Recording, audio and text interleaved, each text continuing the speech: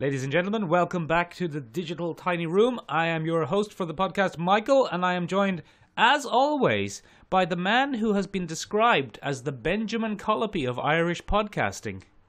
It's Benjamin Colopy. I know, it's very flattering to be compared to such an icon in the game. You see what I've done there? Yeah. Because, you see, it's funny because I'm not an icon of the game and our podcast is amateur at best. Amateur at best. Ben? Yeah. Did anything happen in the world of comic books and movies and TV shows and science fiction and fantasy this week? I don't know. I've been hearing a lot of hype around this. What is it? Is it Black Leopard? The Black Leopard. Black Lynx. What's the name of that company that make kind of knockoff movies of big blockbusters? Asylum. Oh, it's yeah. So it's the Black Lynx or the black big cat, I think is what it's called. Interestingly, Benjamin, the panther is actually not like a species of big cat. Oh. The panther is like the black version of whichever big cat is local to a country. Oh, so it's like it's a genetic diversification thing.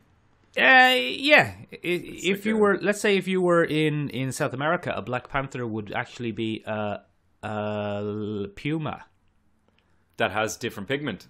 Yeah, and if you were in Africa, a Black Panther would be a leopard that has black pigmentation. Oh, that's kind of interesting. If you were in North America, a Black Panther would be a cougar, which had black pigmentation, but I don't know if that exists. That's quite interesting. Interesting Michael, panther will you stop facts. Will you stop playing with your toys? It's going to pick up on the microphone. It's going to distract everyone. It's going to distract everyone. Black Panther. It's the king of Wakanda. Has another tiny muscular man to add to his tiny muscular men collection, with the occasional cameo by women. Tiny muscular women. No, there are quite a few women actually. You are. You're quite. To be fair, you're an equal opportunist when it comes to action figure collection. And Transformers are largely genderless for the most part. Are they? Although that's a whole podcast. Can you imagine the social justice warrior fan fiction we could write? So much gender fluidity. Ben, I mean, you've just hit the hot button issue in Transformers comics and storytelling at the moment. Exhaust pipes and garage doors galore. My God. Oh, Jesus, Ben, stop it. I'll have to cover all their tiny audio receptors. Ears is clearly the wrong word. Ben, let's talk about Black Panther. I'm just going to go ahead and assume that you haven't seen it. It's bloody hard to see it in Italy in English. I'm trying to find it somewhere. They do like special English screenings where they're like, well, there are a lot of Americans in Florence, so maybe we give them a film. But it's very hard to find. They do a lot of classic movies. They have a really beautiful old theater. That shows like a lot of big hits, so you can get your Blade Runner like special runs and stuff like that late in the evening. But they're not. You can't see a modern film. You can, but it has to be like a tasteful modern film. They don't go in for the superheroics. Wouldn't it be great then if in Italy, when they dub a film into Italian, if you want to see it in English, then you have to see a version which has been dubbed from Italian back into English by Italians. That would be amazing. I am the Black Panther. I am the king of Wakanda. I never freeze. My suit is made of vibranium. Vibranium. Somebody get this man a shield. Yes. Why you don't have a shield? So anyway, let's stop that. Yeah, we've sufficiently bashed Ben, my adoptive country. Was I any saw good, Black Michael? Panther. Was it any Ben, good? Look. Black Panther, Ben, a film by Ryan Coogler. Yes. Is that right? Yes. Yes. I saw it there on Tuesday night there, Ben. And I'm going to do it as a review for you in two ways. Okay. I'm so excited. I'm going to review it, first of all, as a movie which is a cultural phenomena. Phenomena. Yeah, there you go, good man. And then I'm going to review it for you as just a movie. Okay. See what I'm saying? Yep, we should definitely, by the way, just having come up with a theme song, do a cultural phenomena segment on the podcast in the future, because I would be quite happy to record that. That would be excellent. Okay, so Ben, first of all, as a cultural phenomena, Yeah. Very good. Okay. It's obviously, it is easily the most different superhero film we've seen in a long time. Good. Because, Ben, and you might be shocked to hear this, pretty much everybody in it is black. What? I know. But there's those two white guys in the trailer. Yeah, the token white guys. Token white guys. Finally! Token white guys, Ben. Token. Oh, that's true. Oh my god. Ben, we did this joke Michael, about 6 months ago. I know, I forgot it, and it's all the better now. It's all the better now. Look, it's very good. It's great to see a fully black cast.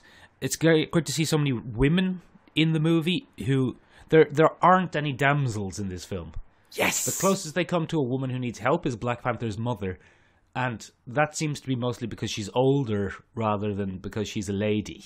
So it's ageism as opposed to sexism in this particular Yeah, I mean, case. maybe that's next. Maybe the next thing will be a superhero movie of old people in their 60s. Old people's lives matter too?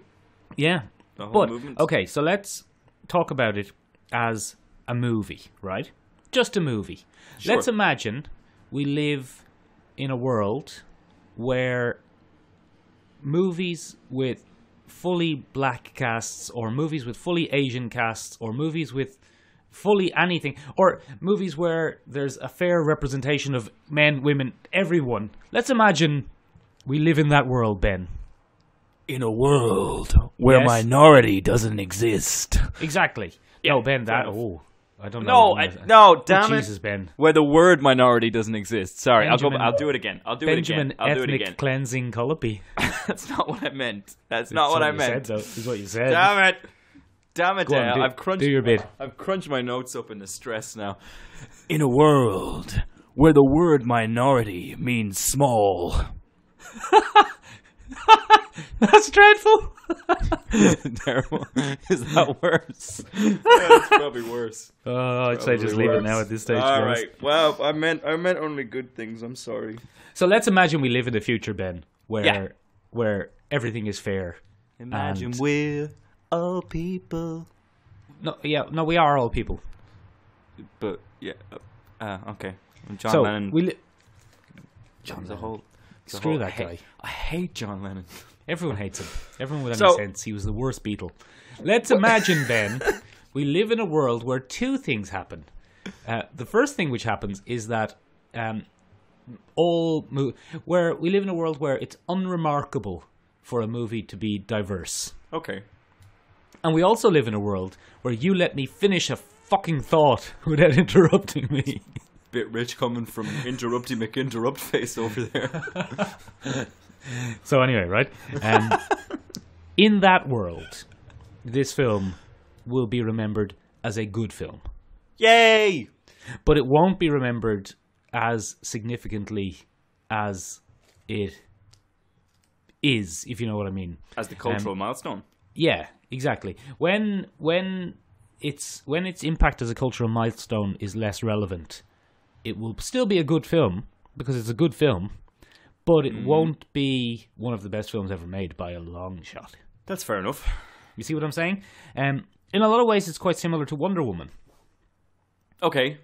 It is, when you take away the cultural milestones side of things, Okay. a fairly good, but not that high above average superhero film.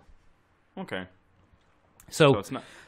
like, let's say, right, characters, great. We love Acting. a character. I love a character, Ben. Any sort of character, I'm there listening and going, what a character. Acting, great. Motivations, very good motivations, very interesting. Well written. Well written. It's humorous, it's witty, but it's humorous and witty in the way a Captain America film is, not the way an Iron Man film is or a Thor Ragnarok. So there's no smart arsery. No, there's very little smart arsery. There's a bit of bants There's between some Black Panther bants. and his sister, but Wonderful. but not any flat out comedy. World building, Ben, fantastic. Really? Visual. Yeah, fantastic. Like, I was saying this to someone the other day. Wakanda. Ben, do you remember Underworld? Yes. With Kate Beckinsale. I more remember the latex, but yeah. I think it was vinyl, but that doesn't matter. Do you remember where are those films set? Mostly in either apartment blocks or weird gothic palaces. Yeah, or research facilities, or on the highway to the city. Yeah, they like highways. Like, there are lots of highways going to the city, and the cities are like kind of Eastern European, but kind of Russian, but kind of American, and also definitely Canada. Yeah, it's a weird one. Right?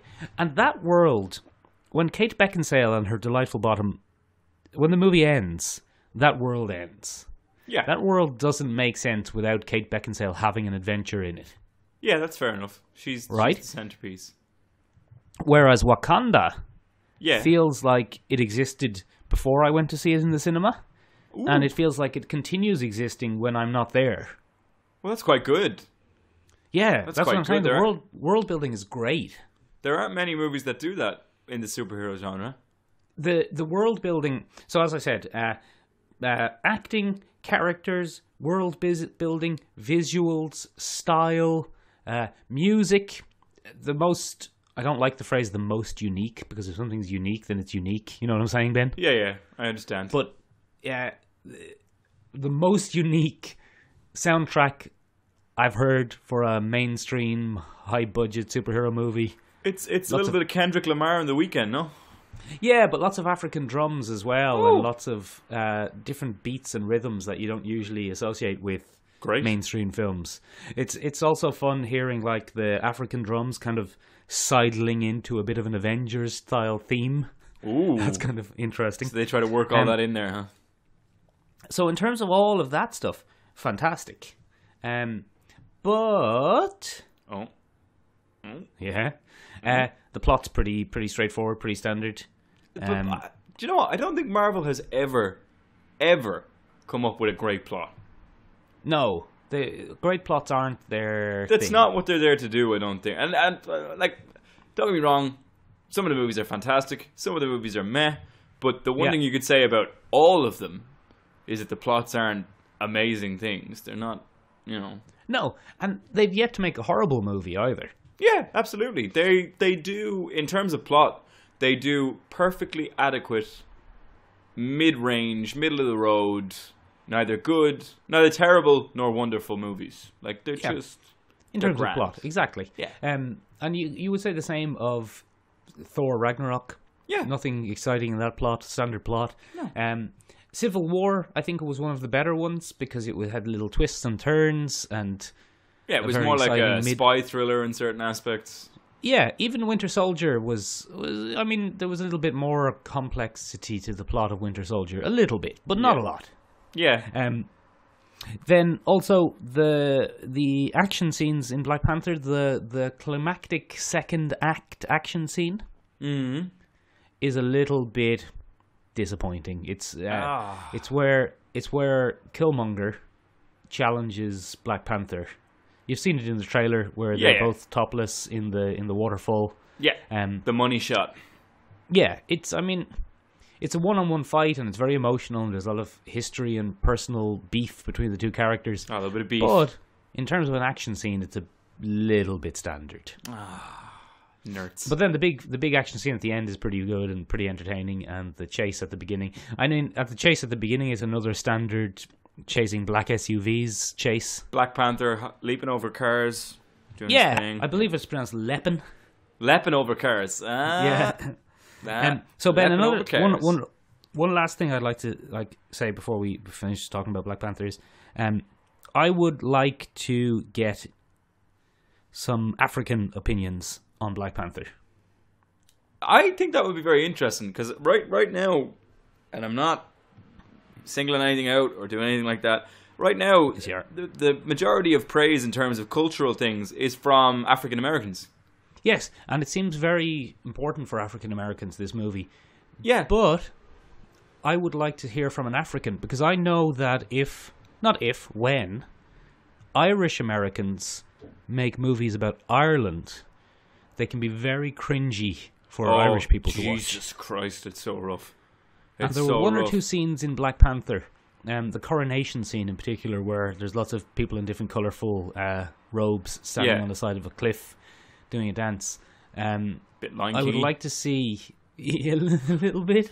I would like to see what real, honest to God, people who've lived in Africa their whole life, what do they think of? I think of Black Panther. It's that similar thing. I suppose if you want to use our version of it, the Irish American thing is I don't know. I come across a lot of Irish Americans, and they seem to think they're more Irish than the Irish themselves. They love to go on about that kind of thing, and they have this whole obsession with the ancient Celtic warrior race and this kind of, you know, hard drinking, hard fighting kind of Irishman, and it's quite far from who we are. Yeah, well, Now, I mean, you have plucked eyebrows. I do. I have to take care of the I haven't unibrow. noticed, Ben. I have to take care of the Bloody unibrow. No, 3 weeks in Italy. This is all pure natural, all over here. But Get out of here. this middle section right here, this is firmly plucked. We'll have no unibrows in the podcast. Thank you very much, Michael. It's more for your benefit than mine. I'm hideous with it. I wouldn't be able to say anything witty because I'd be distracted by your hideousness. To be a caterpillar joining us on the podcast, it'd be awful. Benjamin, shall we move on and talk about another thing? Sure, why not? Last week... Oh, Ben, sorry, one thing. Yes. Two things, actually. Yes. Post-credit scenes for Black Panther. How'd we do? Two post-credit scenes, to be honest, not worth staying for. Oh, nuts. The mid-credit scene Yes. would have been better suited to just being in the film.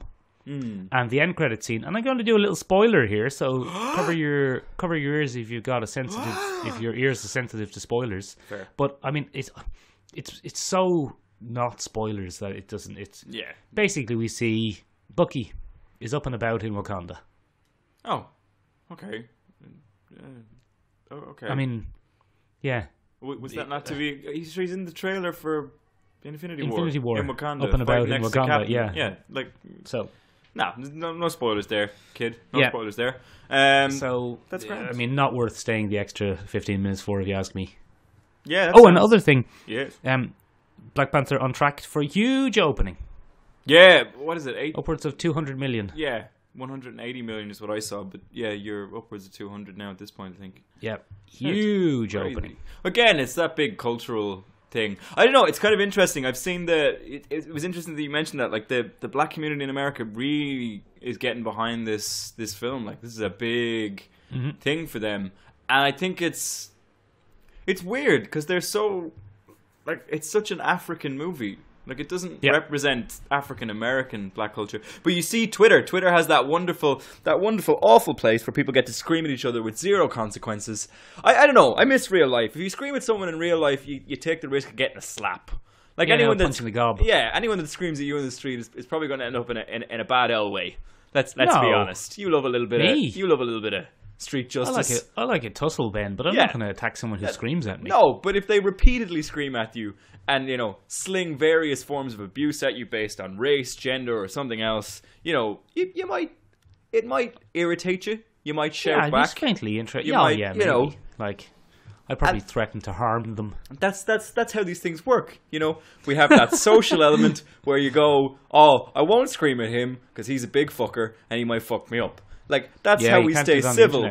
But the internet takes all that away, and it's really interesting to see because naturally we have all the nervous white folks, and they're giving out yards saying that it's not it's not just for black people, and it's not blah blah. And we have all this crap, and then you have on the other side of that, you have like the really intense African American people who are like, if you're white, you're not allowed to see this movie. If you're white, you're not allowed to comment on this movie. You know, so you have these two polar ends of very different spectrums. And it's I actually haven't encountered that. Although, you know, I'm not that active on Twitter or Reddit, but I haven't actually encountered this movie isn't a movie for white people. Oh, I'll send you on some Twitter screenshots. It's really thanks, enjoyable. Ben. It's really enjoyable. No, but it's just interesting because it's again, it's not American at all. I mean, it's American made. It's American starred in. Chadwick Boseman is from Carolina, as it turns out. And, you know, obviously, Killmonger, or what's his name? Michael B. Jordan. He's American as well. And then Lupita... Nyong'o. Nyong'o, thank Nyong'o. you. She's English. Like, No, she's Mexican. is she? Yeah. Oh, okay. I did not know that at all. Never mind. So it's kind of interesting in that regard. And everyone's going on about it like it's some great American achievement, and yet it centers completely around an African nation. It's a great American achievement in terms of an all-black cast. Mm-hmm. But it's Except not for at the all... token white guys. It's not at all African American. Like, Luke Cage, I think, is a far better representation of African American culture than Black Panther is. Well, I mean, see it first before you commit to that, because it does connect a little to Eric Killmonger especially. Is super American, isn't he? Yeah, and his whole motivation is built around this conversation. Oh, okay, all right. I'll go it's see it. Like it's a relatively believable characterization. He's still a fucking lunatic, obviously, but it is a... You get why he does it. Yeah, I mean, he has a believable motivation. Not necessarily. Like I felt that it would be hard to call Vulture in Spider-Man: Homecoming the villain, because a lot of bad things happen to him, and a lot of bad things happen to Killmonger as well. Okay, but he's still a lunatic. Okay, he's just mad. He's a proper lunatic, but he's trained by the CIA to be a lunatic, so he's definitely a lunatic. He's like there. But things happen to him that make him a lunatic, so you kind of relate to him in that way. Yes, go on. Yeah, I have a really important question though. What was it? Does he have a logo? Killmonger. Yeah.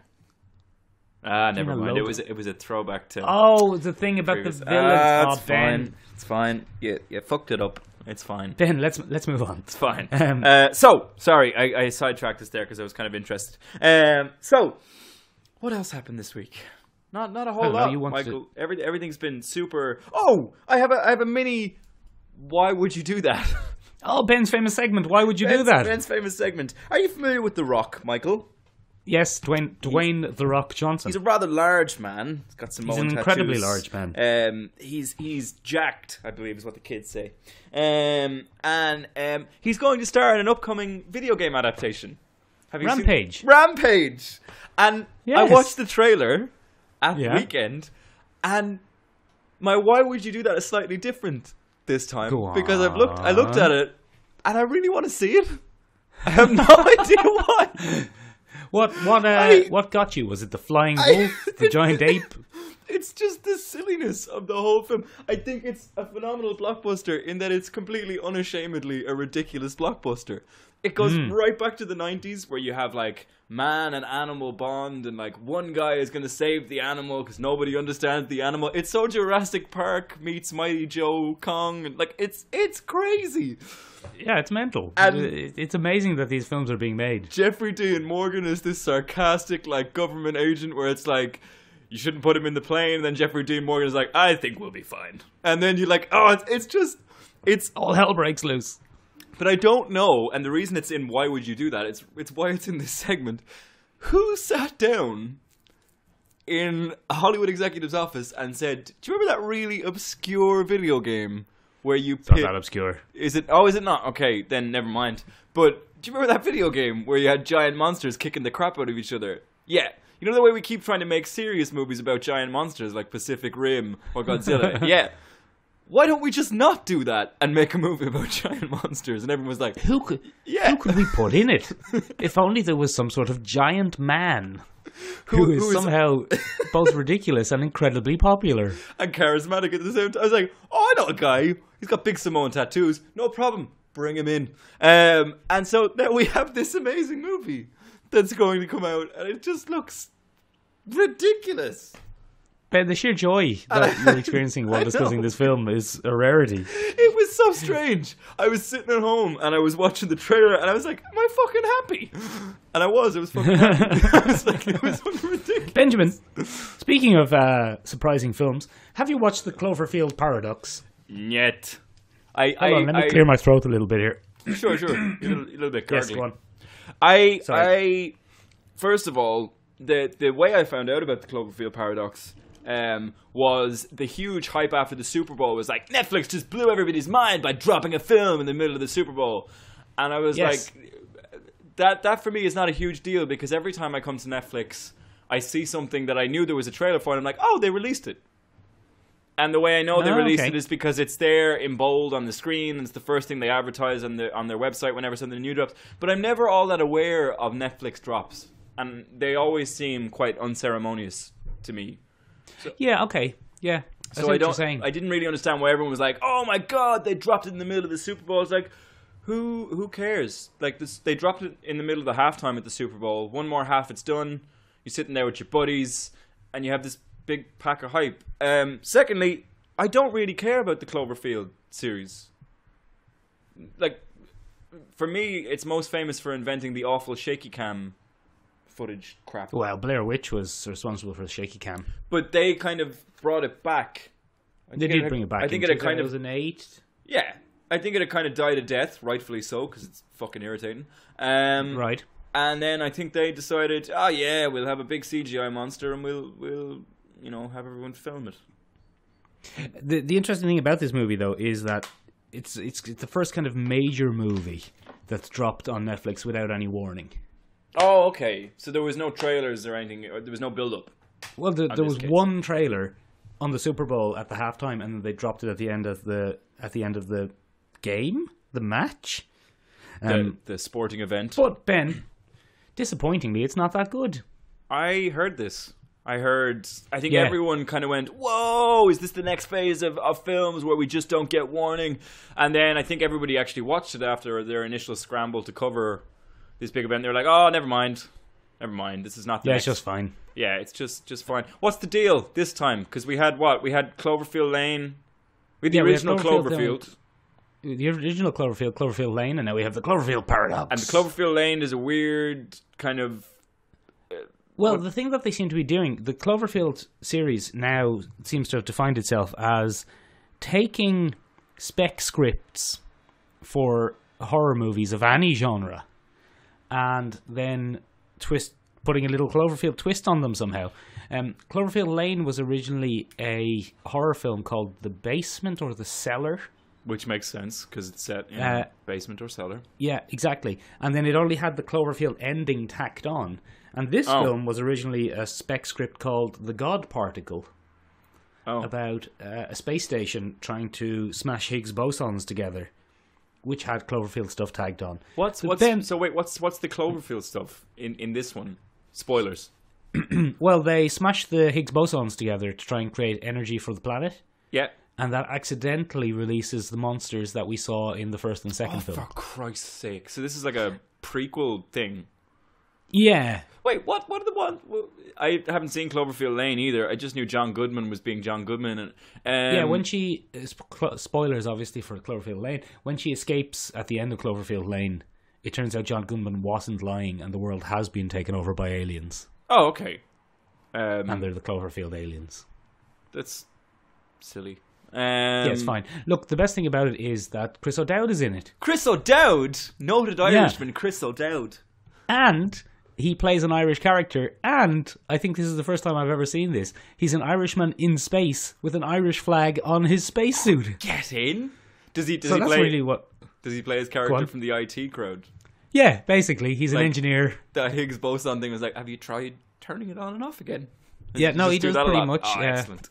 He comes up with a plan to save them, and the German guy says, so that will give us 200 more kilowatts of power. That's pretty clever. And his response is, I'm pretty clever. Yeah, that's... Okay. So, yeah, he plays...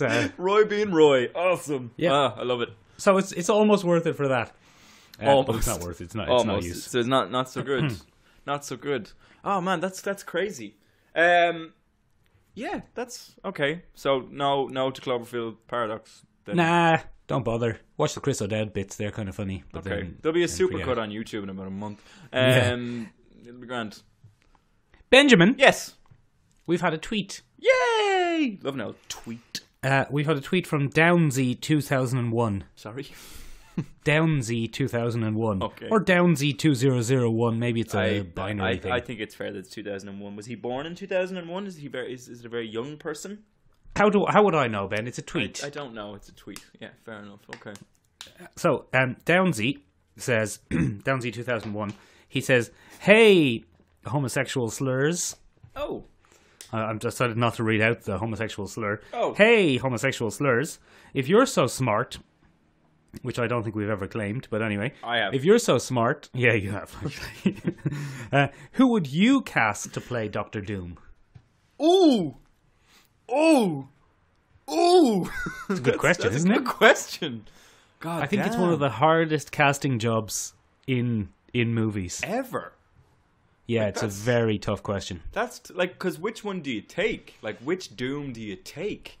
Well, I mean, let's assume it's a Marvel movie and it's classic Doom. It's King of Latveria, super scientist, Super part-time egomaniacal. wizard. Yeah. Yeah, okay. Super egomaniacal, but well-spoken, polite, eloquent, hero to his own nation. Yeah. Okay. That's not cackling lunatic. That's really good. That's a really good it's question. And he has to be, like, physically intimidating. So you have to Yeah. believe he could beat most characters in a fight, but also intelligent. It's tricky. I mean, you know, shame on him for the racial slurs or the Well, no, it was a slurs. homosexual slur. Homosexuals, my apologies. Yeah. Slurs, they're all the same to me. Oh, controversial. Hey, stop stalling. Just so- answer the question. I don't know, but the name that's immediately jumping to my head is Michael Shannon. Michael Shannon. Michael Shannon, an like he interesting played choice. Zod, and he overplayed Zod, but I think that might have Yeah. been, the script more than Michael Shannon. Like I've seen Michael Right. Shannon do reserved method, Mm-hmm. and I've seen him do it quite well. Like I think he could play a very good conflicted Doctor Doom. I don't think Doom should be conflicted. Yeah, okay, so you see, we've lost that one then. Well, I mean, Michael Shannon can't only play conflicted. You know, he can do. I'd say he could do quite grand. I'm trying to think of other great. I also, for some reason, have a really funny image of like a really disinterested Bill Murray playing him. Like, it's like, I mean, That would hey, be great. I guess That would be amazing. It's Latveria, and you can do that if you want. You know, it's so cool.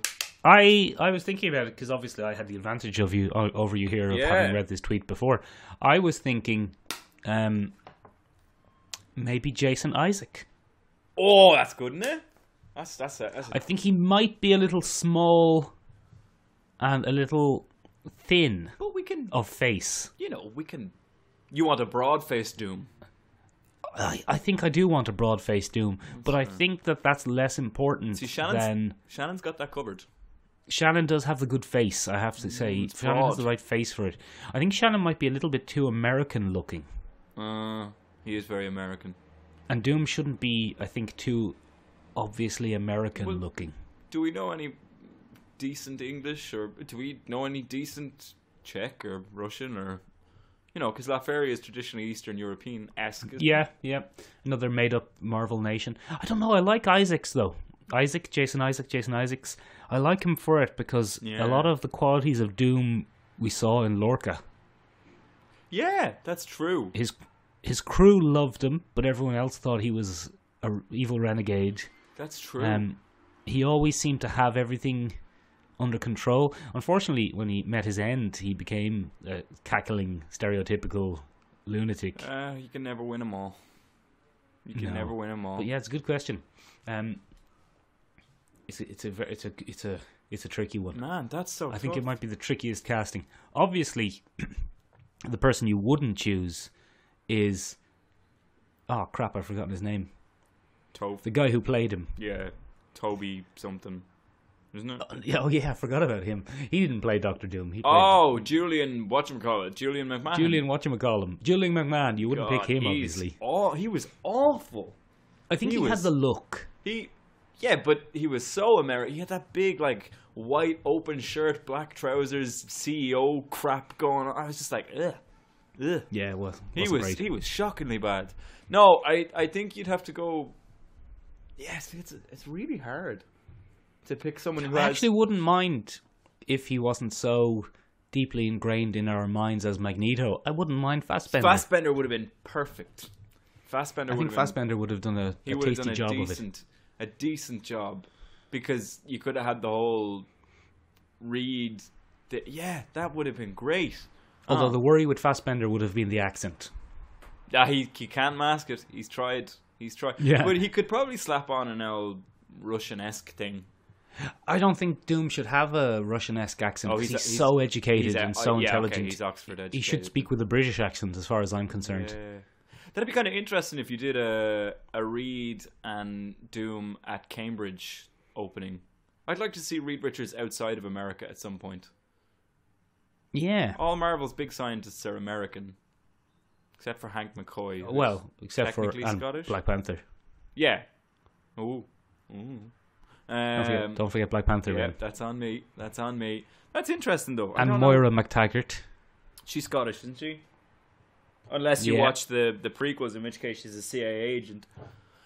Yeah, for some reason. For fuck's sake, what was that about? But yeah, I don't know. That's I'm sitting here thinking, I'm like, who else could play Doctor Doom? Surely the listeners, Ben. The listeners can make suggestions. Let's move on. Yeah. Speaking of characters like Jason Isaacs. Jason Isaacs is a very beloved character actor in film and television. Go on. Sometimes, Michael, when you write a script, you have these great characters that need great people to fill actors. Them. No, but what you don't want when you have a great character, Michael, is you don't want a person who's famous for being a famous actor. So you don't want your rocks in there because nobody looks at everybody who saw Moana, for example.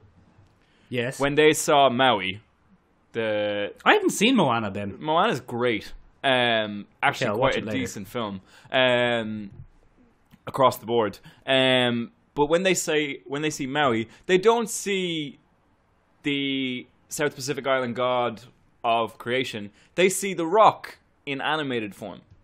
Yes. You know what I mean? Like, it's hard to separate some actors from their personality. I would largely say that when people look at Thor, they see Chris Hemsworth. Right. Or when they look at Captain America, they see Chris Evans. You know what I mean? There's no subtlety to those performances. They very much embody the character, but they're almost synonymous with that character at this point. You know what I mean? Okay. Whereas certain roles require an actor of finesse who slips between these kind of roles and embodies them in a different way. Every time Ben says finesse, he does a little gesture with his fingers like, finesse. Finesse has a very specific series of hand gestures. And so you have certain actors that embody things in a more subtle way. And because they're not as famous, nobody confuses the actor with the character. And that allows them to move from role to role. Right. So you're saying it's not like people who watch the movie Die Hard and then they say, and then Bruce Willis climbs through the vents. Yeah. And Bruce Willis jumps down and kicks Alan Rickman. Exactly. For example, when you talk about Star Trek Discovery, you say Lorca. Yeah. You don't say... You say Isaacs when you're talking about the performance, but you say Lorca when you're describing the show.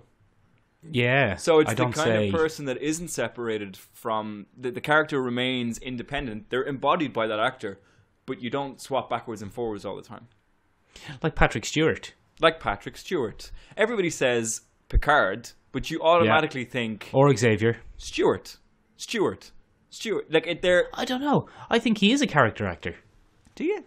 Because he's when he's in Star Trek, he's Picard. He's not Patrick Stewart. He's just Picard. And then when he's in X-Men, he's Xavier. He's not Patrick Stewart. He's just Xavier. Yeah, but there are those distinctions between different actors. Like they're very much... They're either their actor playing a character or they're a character. Like you don't get... So today, Michael, what I'd like to take a look at is famous character actors. Okay, go on. Because we live in a... We make a podcast about a world that has lauded character actors in it. I think, like, in terms of pop culture and science fiction and fantasy, certain actors just seem to be, like, no fails. As in, you put them in it and everyone's going to love it. You know what I mean? Like, the most famous example I can think of is Alan Tudyk. The Tudster. The Tudster. Like, the man is intensely likable by nature, apparently. Like, you watch him in interviews and things like that, and he's a very easygoing kind of great guy. And then you watch him in shows, and you automatically I don't know. For me personally, Go on, Ben. Go on. any show he's in, I kind of tend to love his character, even if I don't love the show. Like his and even when he's the bad guy. even when he's a bad guy, I don't know what he does. He just seems to be able to be great in different shows. Like his most famous character, I think, is probably Wash from Firefly.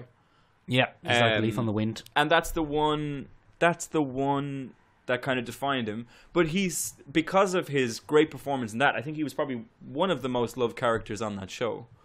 Yes, that's how you know he's going to get killed. Yeah, and that's because Whedon is a cruel, sadistic god, and has no time for that. And I think the only place where I've ever seen the Whedon strategy fail is when Quicksilver dies in Avengers 2, because everyone was like, "Who gives a monkeys?" Everyone like, yeah, good. Cool. He was unpleasant. Didn't see that coming, did you? Yeah, we kept the third Olsen sister, and everyone's like, "Oh, look, she's on the team now," and nobody cares. I don't know. She's the good Olsen sister. She's a better actor than the other two. And more attractive. Well, that's your opinion. Although at this stage, I think it's probably fair to say. Yeah. Anyway, sorry. Ben, stop rambling. He Get has to the gone point. Alan Tudyk has gone on to take on other roles. Ben, just for the listeners who don't know who Alan Tudyk is, give us a list of some things he's in. So he's in Firefly. More recently, he was in Dirk Gently's Holistic Detective Agency. Is he in that? Yeah, season 2. He pops up in movies a lot. He was in, the only failure I've ever seen him in was the recently horrific attempt by DC to make a superhero comedy. I don't know if you saw that. It was a group of Powerless. Yeah, they were a group of research and development in thing, and he plays Bruce Wayne's kind of cousin. Yeah. And the only funny thing about the show is him, because he just sits in his office trying to figure out how he can impress his cousin Bruce Wayne. Yeah. And it's hilarious. I forgot about that. It failed. It's been cancelled. But he kind of wasn't very good. He has this kind of cult following as Alan Tudyk. And yeah, he's kind of up there with Nathan Fillion. Nathan Fillion is another actor who pops up in things, and you're always delighted when he pops up. He was also in Dollhouse. He was also in Dollhouse. Oh yeah, he is in Dollhouse. I completely forgot he was in Dollhouse. He played the mysterious kind of background villain for the first series, who turned out to be a tragic hero in the second series. Yeah, he's trying to help. He's trying to help out. I completely forgot that. He's great as that villain. Yes, he's very good. He's great as that villain. Yeah, Alpha. Is that his name, Alpha? Yeah, I couldn't remember. Turns out the sister in Altered Carbon was also in Dollhouse. She's Sierra. Yes, in Dollhouse. Deacon Lackman. Yeah, that's her. It's weird that she's played 2 consciousness body swapping. It's very interesting, actually. Yeah. She is a real sci-fi genre stalwart. She was Sierra in Dollhouse. So then she was the sister. What's the sister's name in Altered Carbon?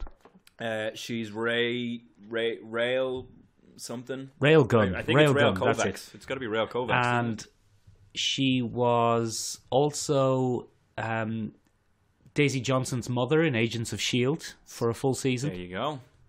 She is currently in Supergirl. Oh, is she? I didn't know that. Is. I don't want to attack actors because it's obviously a very difficult craft, but she was, I think, one of the weakest parts of Dollhouse. That every character she played seemed like Deacon Lackman as a. Oh, okay. There was no. So full now it's embodiment. Deacon Lackman as a ninja. Now it's Deacon Lackman as a cook. And oh, okay. Yeah, but she's not. She's not phenomenal, but no. like she's. So that brings me on to the second type. That's a good segue. Thanks, Ben. We have you have those kind of beloved character actors. Do you have any yourself? I mean, no. No, it's okay. I mean, there's some people you just like showing up. Yeah. When they show up, you go, "Oh, look who it is." So that right there is the second type of character actor that you have. They kind of use them as, nostalgia currency, or it's hard to define what they are. They pop up and everybody goes, I would call them human Easter eggs. Yeah. So the perfect example that I can think of for that is James Marsters from Buffy. He played Spike in Buffy. And again, very similar to Dita. I'm not going to get that right. Deacon Lackman. Thank you very much. Very similar to her. He very much plays James Masters as in whatever he does. Like, he's Spike with different coloured hair in everything. Yeah. Like, he played, he was Brainiac in Smallville. Yes, when they had that whole thing. He popped up in another series called Warehouse 13. He was a villain. He in Warehouse 13? Yeah, he's the immortal villain in that. I stopped watching that. It got very bad. And then he had he's in something more recently, which I'm not going to remember. He was in Runaways. Yes, Runaways. That's it. Thank you very much. Runaways. That's the one. He was. Imagine if Chase Stein's father was Spike from Buffy. Yeah, exactly. But that's all he plays. So every show that casts him is looking for that kind of throwback cash out from Buffy. You know what I mean? That's what you think it is. So he is just a human Easter egg. Similar to that. So I think certain character actors are beloved for their place in cultural history, and I think other character actors are beloved for their performances, and then I think there's a third type that's just beloved for playing themselves as themselves. So, like, Keith David is a perfect example of a character actor who just plays himself in every single thing. Yep. He's this Keith David in everything. Big, larger than life kind of, happy, positive man in everything he's in. Have you ever played the video game series? I know this is a no, but have you ever played the video game Saints series? Row. Saints Row, yes. Yes, where they take the piss out of Mass Effect in Saints Row 3. Saints Row, yes. Yeah. It started as a Grand Theft Auto ripoff, but then Keith David plays Keith David. Yes, and he's Vice President. Is it Vice President Keith Vice David? Vice President Keith David, yeah. It's great. So, like, he punches aliens. There are other characters that just get this automatic pass. Do you know what I mean? Because it's them. It's like, oh, Keith David, awesome. And you just love them for being Keith David in that thing. An interesting one on that kind of style is Samuel L. Jackson as Nick Fury. Yeah. Like, he's just Samuel L. Jackson. Yeah, but there's an interesting reason for that. And it's that if they had cast him, he would never have been cast as Nick Fury because he's so Samuel L. Jackson. But then the comics, the Miller, it wasn't Miller actually. Who was it? It was Bendis, I think. Who wrote the Ultimates? It was Miller. It's Miller. It was Miller. When Miller wrote the Ultimates. Yeah, one of his more restrained arcs in the initial run. Yeah, exactly. But when he wrote the Ultimates, he wrote the new version of Nick Fury as Samuel L. Jackson, and they even say it in the comic. They have a conversation about who would play them in a movie. And Nick Fury says it would obviously be the great Samuel L. Jackson. Yeah, and then that started the inexorable tidal wave of Samuel L. Jackson ending up in the Avengers. And that it's was great. Brilliant. You gotta love every once in a while when Samuel L. Jackson comes along and just Samuel L. Jackson's it. Like, Nick Fury is not a memorable character in the Avengers series. Because it's Samuel L. Jackson. Yeah, because it's Samuel L. Jackson. And every once in a while, Samuel L. Jackson turns up and tells all these superheroes what to do, and that's cool. Yeah. That's cool. But it's just like, he's also slowly, like, losing shape as he goes along. Like, the last version of Nick Fury had a little gut on him underneath his spy polo neck, and I was like, oh, that's what happens to older people. But Sam's phoned it in. He's just like, you can't change me. I'm Samuel Fury. Like, it's not, you can't, like, the two are inseparable. Sorry, there's an ambulance outside my window there. An Italian ambulance. Little taste of Italian ambulances for those Italian ambulance enthusiasts listening to the podcast. But yeah, finally they got to the main topic. Yeah. And then I think there's other, there are other actors that kind of, so Legion, you're a fan. I enjoy Legion. Yeah.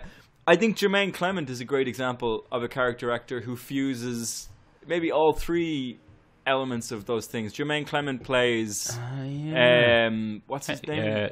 Shadow King. No. Well, he doesn't play Shadow King. He's the new ride along for the Shadow King, but he's the founder of whatever counter institute they all work for. Yeah, I can't actually remember the character's name. Yeah, but he plays this really cool 70s. I think it was Jermaine. Yeah, it's possibly something like that. But he's kind of a perfect example. He's able to embody different characters. He pops up and people go, "Oh, it's that guy!" And then, but he's also like famous for his work on Flight of the Conchords, where he came from and stuff like that. So he's got all three. He's got like a cultural place. He's got, oh, it's that guy from that thing, and he's got like a decent performance. Like he was in Men in Black 3. Yes, not great. As a ridiculously awful villain. But people kind of like that character. People were kind of like, oh, this is so ridiculous. And he hams it up. He hammed it up hard. He was just like, fuck it. Yeah, he killed Nicole Scherzinger. Yeah, he was just like, fuck it, it's gonna be hammy. I'm gonna ham it up. And he does. Like, it's hammy as hell. How did Men in Black 3 get made? It's awful. Men in Black 3 get made? Will Smith. It's awful. But Josh Brolin's in it. Like, it shouldn't be awful. Yeah, Josh Brolin is Josh Brolin. Ben, have you heard, totally unrelated, have you heard the Will Smith 90s style rap that someone made for Bright? No. It's called Orc Cop, I think. That's amazing. Have a listen to it. It's basically if Will Smith had done a Will Smith rap for Bright, this is what it would have sounded like. That's amazing. It's well worth listening to. Yeah. Ben, I have an actor that I want to talk about for a second. Do you know who he is? No. His name is Of course you don't. I haven't told you yet. Told me. His name is Enver Jokai. You knew I wouldn't know who this was. Enver Jokai. You actually do know who he is because we talked about the show he was in most famously. He was Victor in Dollhouse. Oh, okay. I like Victor. And so you remember the conceit of Dollhouse, right? Yes. Uploaded consciousness. That you have these kind of blank people and other characters are transferred into them briefly. Yeah. And then they can be removed. And the three kind of main blanks or dolls or actives were Eliza Dushku. Yep. Who is another kind of, oh, look, it's Eliza Dushku. Buffy the Vampire Slayer, fame. Exactly. Whedon. Dichin Lackman. Yep. And Enver Jokai. And the two ladies in that, every character that Eliza Dushku played, it always felt like Eliza Dushku as a. Yeah, because she's not a phenomenal actress. In this week's episode, Eliza Dushku as a CEO. Yeah. In this week's episode, Eliza Dushku as a ski bunny. Yes. In this episode, Eliza Dushku as a bloody singer or whatever. But when they let Enver Jokai do it, oh man, he was amazing. Yeah, he just became whatever character. Like, I've never seen. Now, granted, he was a supporting character, so he didn't have to do it for episode stretches at a time, and he didn't have to be really consistent with the character. But oh god, there's one episode where he gets, well, the kind of tech guy Topher, the traditional geek, sure, makes a copy of his own personality and puts it into Victor, and the imitation of the actor playing Topher by the actor playing Victor is so amazing that if you stop paying attention when they're talking to each other, you lose track of which one is talking. It is one of the most amazing mimicry scenes I have ever seen. I remember and then that he scene does now it. You mention it. Yeah. It is spectacular, and he does it like the guy is easy enough to imitate because he's a kind of Shaggy from Scooby-Doo type character. I think he was Shaggy. So from it's Scooby-Doo. It's not an Oscar. No, he wasn't. No, he wasn't. He played the. That was he played Matthew the version Willard. of him. No, but he played the weird rip-off version of him in Cabin in the Woods. Yes, exactly. With Chris Hemsworth. With Chris Hemsworth. Oh my god! But he gets various different characters transferred him across the run of the series. Yeah. And every time he does it, he just smashes it to bits. And he is so entertaining to watch. He's probably the most entertaining thing about that whole series. That series came out in 2009, and I still remember watching those scenes. Yeah. He's so good. And then his career seemed to have stalled a little bit. He kind of went on to bit parts. He did Walking Dead for a while, didn't he? He was in a couple of episodes of Walking Dead. He's the cop who Captain America saves in the Avengers. Oh. And then, I think obviously because the Whedons love him. Yeah. He played Agent Peggy Carter's love interest in Agent Carter of S.H.I.E.L.D. Yeah. That's weird, isn't it? He's yeah. I don't know. And it was kind of, I thought, a waste of his talents. I think that's kind of the tragedy of character actors, though. You know, Go on. they don't ever really upgrade themselves to leading man roles. Like Alan Tudyk, for all his prowess and stuff, rarely stars as his own, leading man. Like he's a very talented actor, but he's rarely the centerpiece. Same with Jason Isaac. Mm-hmm. They don't make that leap from supporting character to lead character. Although, do you remember Jason Isaac's series before Star Trek, before Discovery? No. It was called Awake. Nope. I think. And he played a character who was simultaneously living in 2 dimensions. That's kind of cool. I know. Sounds... It was a kind of cool series, but interesting that then that's what he ended up playing on Discovery as well. Yeah, because he does exist in the Mirrorverse. Yeah, so it's a good series, actually. Anyway. Checking out. Anyway. We're running out of time, Michael. So, yeah, do let us know if you have any favourite character actors. Let us know who you think should play Doctor Doom. Yes. Preferably without a slur towards our sexuality or sexual orientation. Yeah. That would be preferred. We're not big fans of those here at the podcast. And more importantly, if you're African and you listen to us, let us know what you thought of Black Panther. Yes. We really want to know here at the podcast. Aside from that, there's an L thumbs up button down there. Give it a like. Do not subscribe. It should be pointed out that Michael is doing the videos almost solely now because I'm a lazy git while in Italy. Oh, I'm in Italy. I'm too busy dolce vitaing everything and running around having a wonderful time drinking prosecco and talking to models who don't understand me because I don't speak Italian. So yeah. So Michael, you still not speak Italian. I'm trying. I'm getting there. Ben, let's do a thing, right? Yeah.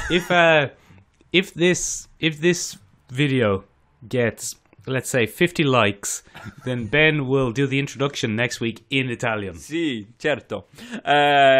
Definitely. So yeah, that's us. Bye everybody. Bye.